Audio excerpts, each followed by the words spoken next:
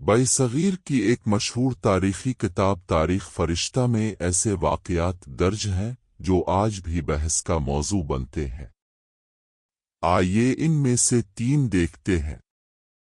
پہلی روایت کے مطابق ہندوستان میں قدم رکھنے والے اولین مسلمان محلب بن ابی صفرہ تھے۔ دوسری روایت میں ذکر ہے کہ ہجرت کے 30ویں سال حضرت عثمان نے ولید بن عقبہ کو کوفہ کی گورنری سے اس لیے معزول کیا کہ انہیں شراب خوری کی عادت تھی۔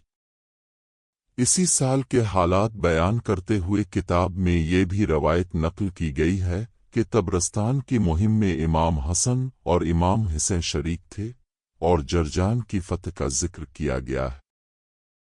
یہ تینوں بیانات تاریخ فرشتہ میں مذکور ہیں۔